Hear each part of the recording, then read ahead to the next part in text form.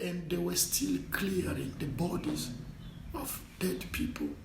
You could still pass, you see, okay, blood all over the street. You know, you could still even see some parts of people, you know, and it was just something that I cannot explain.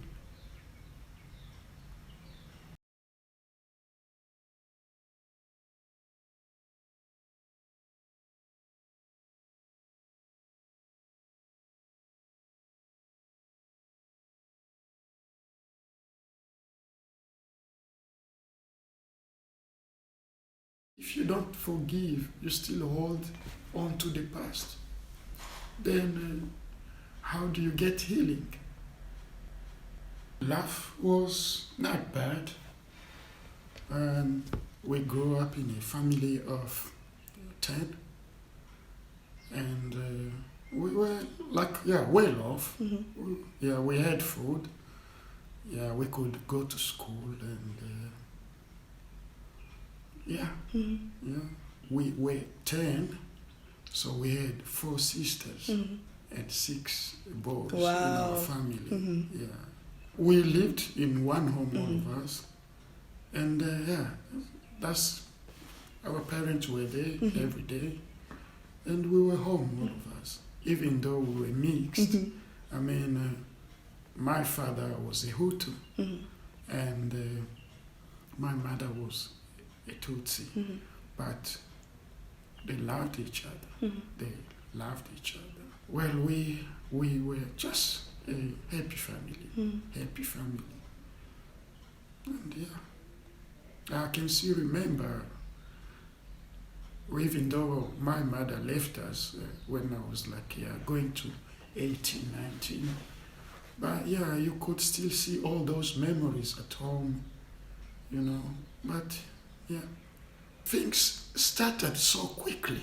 I remember the morning we waked up, that morning, we get ready to go to school.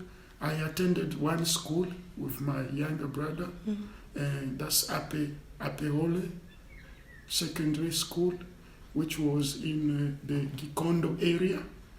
And my other siblings, 3 of them, they were still too young. They also went to the same school, but in another, secondary was separated with the primary. And my father, we left going to school. They also went to work. My father worked as a secretary to a company that was dealing with coffee beans, soybeans. And my mother was just a trader in the market, African typical market, in the Nyamirambo area. So we went to school, and as we were at school, our teacher locked us in the school, because apparently the principal came and called them that don't let the children go out. Everything should be locked. We didn't know what was happening. Then she came, she was a lady, she locked us. She said, okay, stay in here. We are talking, we are going to the office, there is something we need to sort out.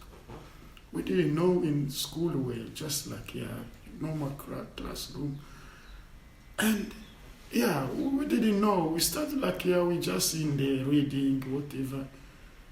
And then they came, they said, okay guys, no one leaves the school until the army reaches here. So they came, an army, but in the army itself, it's if you see me, we were just children, we didn't know nothing. How old were you? I was going to 19, we were teenagers. You don't know, you just see the army passing, and it's preventing people to enter into the school. And we're what is happening here? We don't know. We don't have radios or whatever to know what is happening out there. Then they say, no, God, it is not safe to go out. Everybody should stay locked in the school. And we stayed in the school the whole day. Only afternoon we could hear the guns, like gunshot, the noises, what is happening? Then we knew that, okay, there is something wrong here. Those who had transport, like cars, their parents could come, negotiate with the principal. Can I get my child? Can I? We didn't know, could see one by one going, And we were like, okay, it's like war here. Then we knew it was like night. Now it's become like all over the places. You could hear gunshot, people running from the gate of the school. You could see people running. Then we knew, okay, there is trouble. We stayed in school until those who did not get people to come and get them, we stayed in the school until like 11 p.m. Then one parent of our area came to look for a friend called Francois. He was like the guy we stayed in the same area. Then he said, oh, you guys are also still here. Where are your parents? We said, we don't know. When they do not let us go out to know what is happening. But they said, okay. He took us with him. And we went. As we were going home in our area, oh God, we couldn't get him.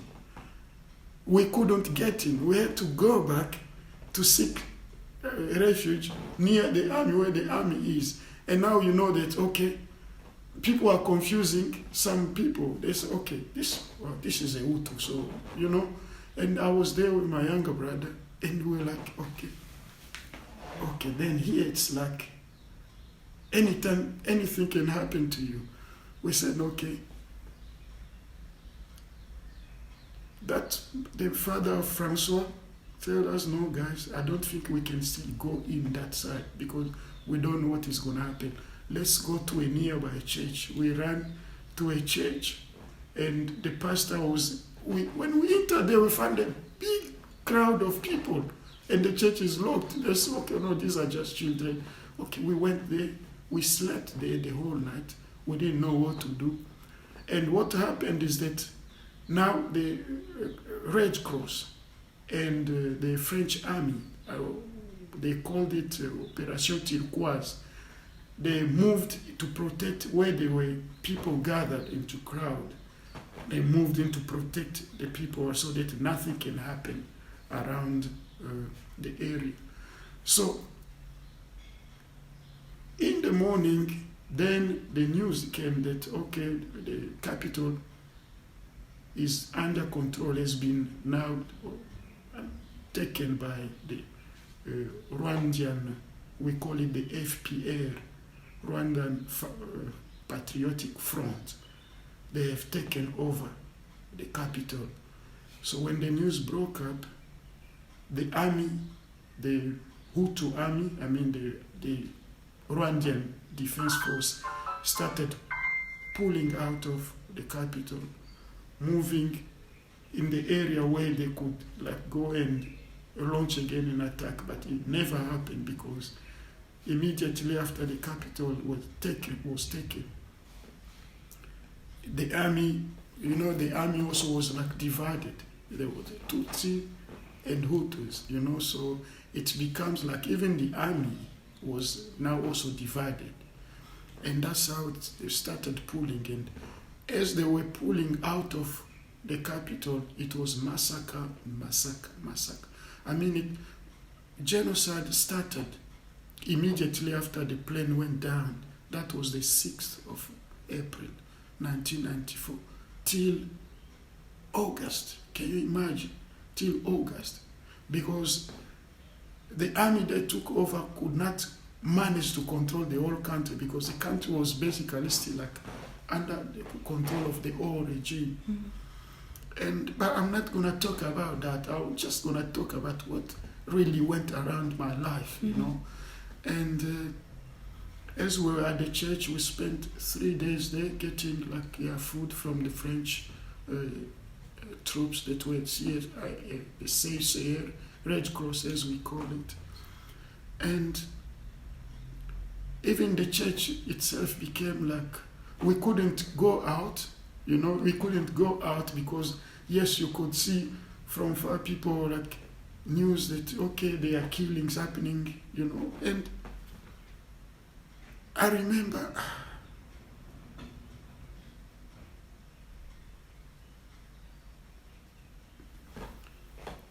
so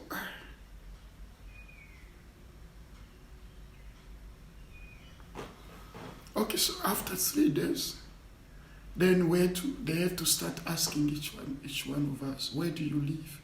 Do you give your address? They go to the place. I mean, each one of us who had no parent, they have now to start locating. Where do you live? I mean, the street, the address, to go and verify if your parents are there or they have fled, etc., or anything has happened. We're still in the church for 3 days. So we started writing our addresses. They went and checked whether our parents were home. As they reached home, they couldn't find anybody. The house was locked. And we stayed there at the church. And the following day, we asked, so when are we going home? They said, no, we are still trying to locate your parents. We couldn't find anybody home. We were not alone. It was so many of us, so many of us. Were you still with your younger brother? We were still there at the church, So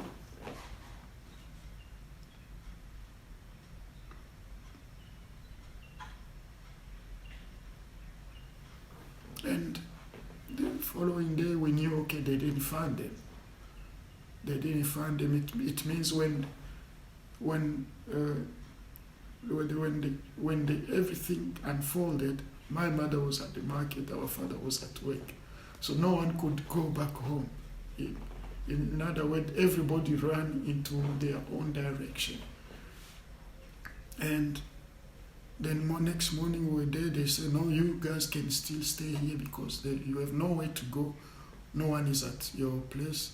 We were like more than 90 people in the church. Children as young as 7, 6, those who their parents didn't have the chance to come to school and fetch them, and we were just there. We stayed at the church until the capital was like calm. The army is now patrolling with the French army. They are now patrolling so that no killings happen. But still, nobody could go out from your house. You couldn't go out because you are still scared. Maybe your neighbor is still there and he can come and do anything wrong. So people were just in their houses, locked, etc., etc. Those who were at home, in other words. And at that time, we didn't know, of course, where our other siblings were. We didn't know anything about them, And so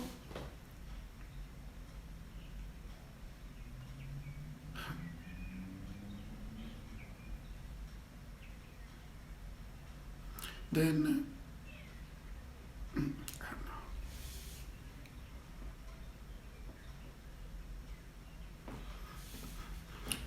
so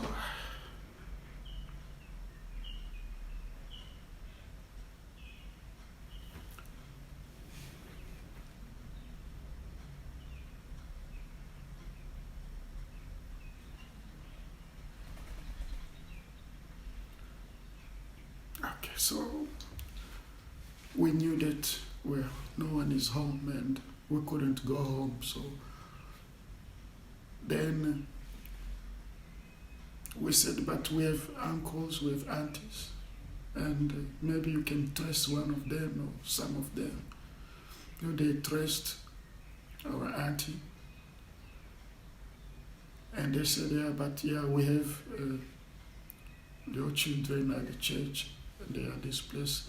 Are you okay if they can come? But the auntie said, but no, we cannot stay here. We are leaving to go where we think, because they knew that the army will come back again to launch another attack, because, well, the rebels, they took over. They couldn't control the whole country. So they knew that any time Kigali might again be in turmoil. So everybody could not feel safe. So they said, no, but we are leaving, we cannot stay here. So they said, but you cannot leave without your children. Those are your children. They cannot stay at the church forever. And then they say, okay, but we are leaving in the morning the next day, because they have like organized to leave from Kigali to go to the Congo direction, where the army was pulling, like going in the direction of the army, because and then so in the morning they say, okay, we will come in the morning. They couldn't go to even our house to get some of the stuff like clothing, etc., etc. But we'll come in the morning, take the children, take us, and we didn't know what was happening. It is the Red Cross that is telling us, okay, guys, we've traced your auntie. They are still in Kigali, but they will come in the morning to fetch you. So you stay here until they come and fetch you. And in the morning, we just saw her. She was crying. She was crying, of course, but we didn't ask what is happening. Where is our parents? She said she doesn't know anything. They've been in the house ever since, etc., etc. So everybody was just listening to the news, what is being said on the radio. Messages were like, okay, Kigali is peaceful now. People can start coming out. Order has been restored. In other words, there are no killings happening anymore. But in the rural areas, other provinces, things were still happening, you know. So in the morning, she came there, she took us, and then we asked, okay, where is our other brothers, sisters? She said she doesn't know. She doesn't know. As she met us, we have to start going. We have to start going. And we asked, where are we going? She said, no, we are going. We are going to leave Kigali and see where it is safe for us, for you guys to be in the meantime. So there was a bus there. And of course, each bus was like escorted. If you are saying you are moving out, you are going, they have to escort you to know where you are going. I mean, it was from Kigali to each district, each province. If you are moving, we were moving in like a convoy of people going out of the country. And each convoy was being escorted so that nothing can happen along the road. And imagine, we were 3 days at the church. That was the 4th day that they have now to come. And they were still clearing the bodies of dead people.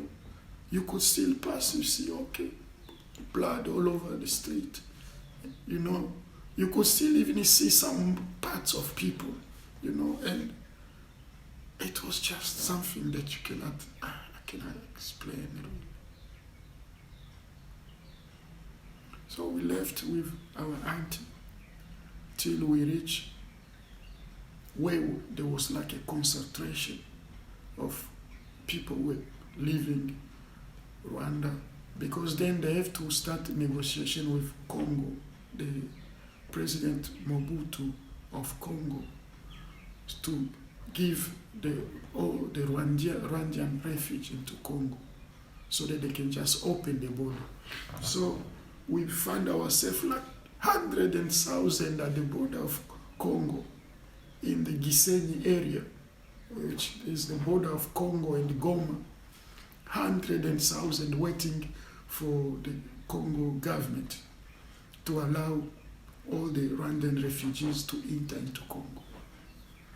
So we made there, 2 days we were there. Of course, people were started crossing illegally into Congo already, waiting, because everybody was just fearing that. Because Kagame had a plan to make sure he pushes everybody out of, the old regime, the troops out of Rwanda. And now we find ourselves that we're now like every soldiers, militia, mixed with civilians. So it was like danger. And now anytime anything can happen here, guys, we just have to cross into Congo and know that, okay, from there we might be at least safe for now. So after 2-3 days, they allowed that they opened the border. I mean, there was no registration, whatever. We could just go in and, into other camp, UNHCR camps. They was there to protect refugees. And we entered into Goma. Of course, we didn't have anybody that we know. And we couldn't even think, because we were like 2 of us. We don't know what happened to 8 other brothers. And when we could ask Auntie any news, nothing. There is no phones to phone or whatever. And we said, okay, so here she was just saying, no, they are somewhere else. Maybe they ran into other places, and till now we cannot see them. We don't know what happened. But now we are in Congo. We have to go to start. The UNHCR started giving us like tents, just like, and basic food, etc. And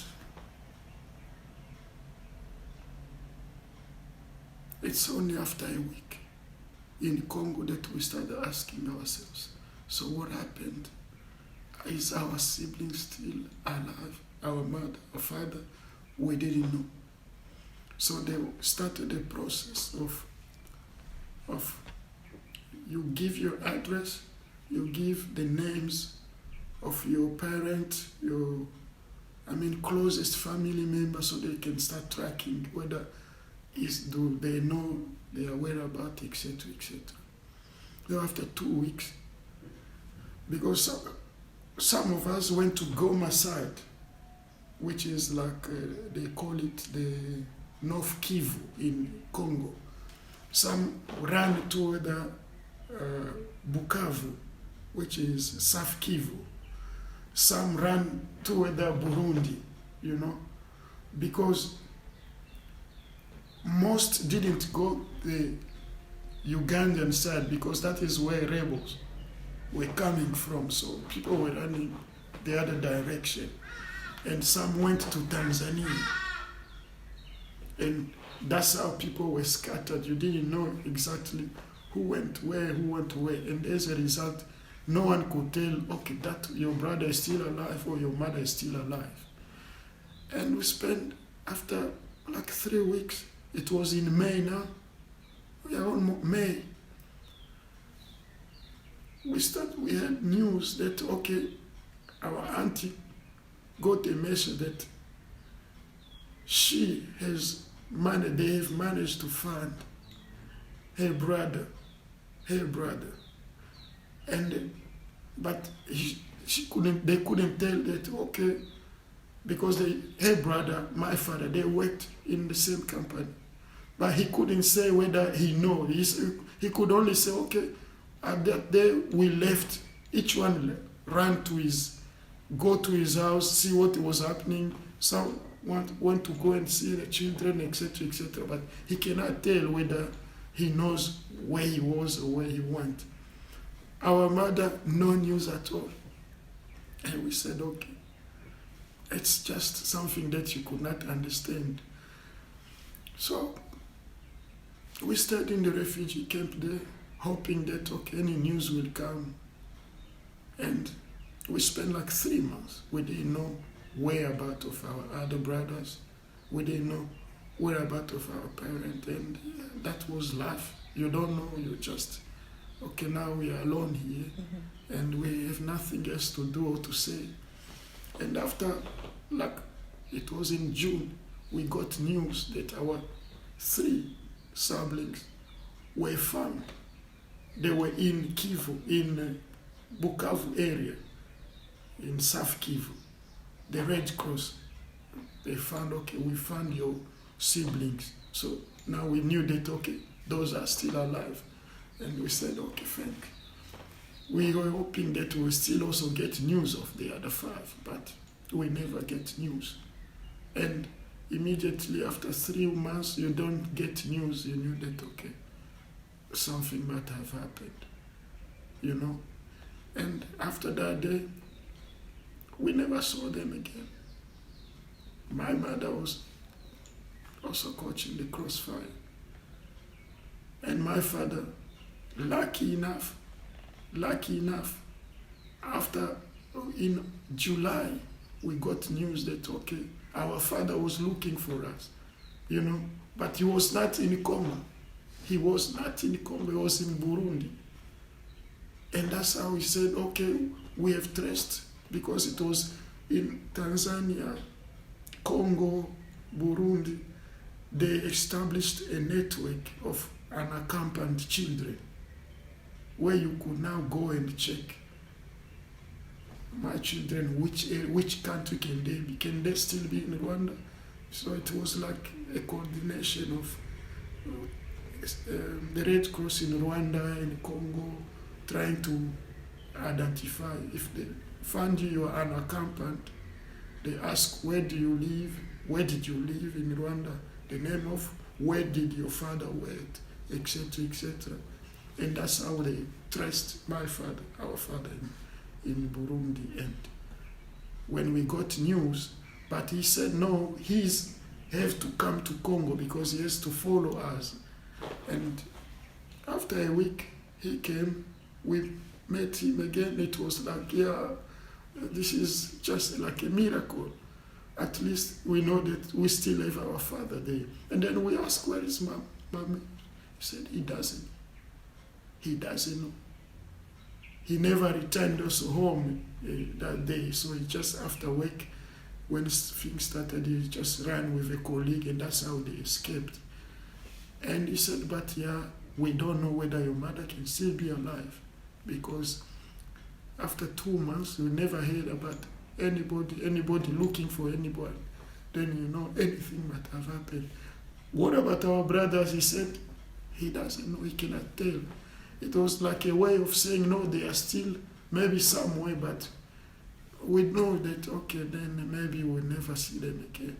And we cannot tell you, I cannot tell you how they got killed, where they got killed. No one can tell that. No one. Till now, I cannot tell you where my mother was buried, whether her body was found. I cannot tell you that. I cannot tell you that, because I remember the morning we left going to school, you eat your breakfast there, your mother gives you breakfast, you wash, you go, and that's it. Ever since then, I never see her. But yeah, it's life. We cannot change it. We are 5 now, our father is still there, and it's okay. Even though he also said he can never go again to Rwanda, which is okay. He's okay in Congo, and he's there. He's there.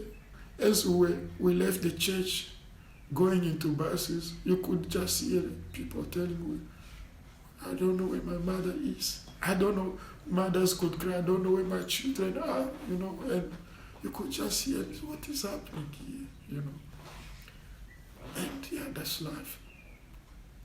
That's life, yeah. Can you describe the moment reuniting with your other brothers and your father? Imagine where you find yourself in a situation where they tell you, we did not know where your father is, or where your mother is, or where your brothers are. I mean, can you imagine that feeling? And you know that people are being killed. So you were like, okay, does it mean everybody got killed? And initially when our auntie told us that, okay, they've located our brothers in Bukavu area, in the other province, she said, okay, very soon the Red Cross will unite with your brothers, your siblings, the 3 siblings that are in Bukavu. And we said, okay, thank you.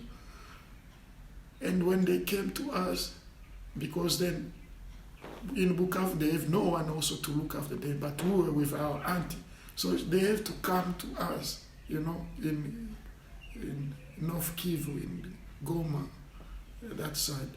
So it was like, again, a small family there, but not knowing that we still have a father or a mother. Of course it was, you feel joy, happy to see that, okay, I've met again, we've met again. But we still think, where is our father? Auntie couldn't have those answers. And she could just say, no, maybe they're still locating them. Maybe they are somewhere, maybe they will find them, etc., etc. And you said you describe yourself as a stateless man. Why is that? Well, no, because I don't think I belong to Rwanda anymore. I cannot call it my country. I cannot call it my country because, when you go through all those, events, and how can a neighbor you call the neighbor? How can somebody you call a family member just because, imagine you are married to a Tutsi, but you are a Hutu. You are married. Your own brother stands against your wife just because she's a Tutsi or she's a Hutu. Therefore, she might be a spy, she might be working with the other side. So let's kill her, And that's how it happened. So now, if you tell me about Rwanda, I will say, okay, yes, I was born there maybe. But I don't call myself a Rwandan because I don't see why I should. It's where I cannot live. I cannot maybe visit or go. Mm-hmm. Of course, I can visit because we have what we call the memorial, genocide memorial. You can just go there and remember all those who perished. And then sometimes I say, but why should I do that? Why? Because it's like you're going again to how can I say it?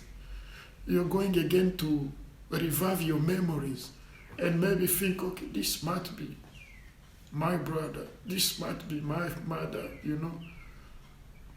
Well, of course, maybe they have now the DNA that can attest that basically this was your brother. But we don't know whether they did collect every person, everybody that was found, where people were killed, because some were being killed and buried, So when you ask me why I say I'm stateless, because I don't really have a country that I can say I belong to this country. I don't. I cannot call myself a Rwandan. I cannot. I can't. I don't really hold grudges because they don't take you anyway. What would you say keeps you strong today? I think it's because I try to forget everything. I try to forget everything that all this happened. They happened to me. They happened to those dear to my heart.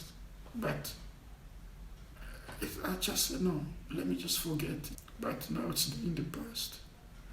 It is in the past. We are hoping that, we'll keep on becoming stronger and stronger and live life. Yeah. And what is one thing that you would want people to take away from your story? I think forgiveness is most important. If I can come and kill your brother, I'm a Tutsi or you are a Hutu, then tomorrow we meet each other, and say, okay, no, I forgave you already. Maybe you didn't know why you were doing it. Maybe you were incited to do that. And forgiveness. Forgiveness is most important. Because the more you don't forgive, it means you are still living the same stuff that you went through. It's still with you. Wherever, day by day in your life, you're still living those. You're still having that into your heart that, you did this to me. But no, that's not the way to go. Even if you keep on having those grudges, what will change? What is going to change? Because things happened, they happened already.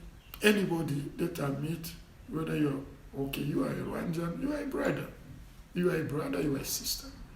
I'm not going to say, no, because you guys killed my brothers or my siblings, therefore we cannot be brothers or sisters. we've overcome that. We've know that, yeah, it happened, it had to happen maybe. But yeah, we survived.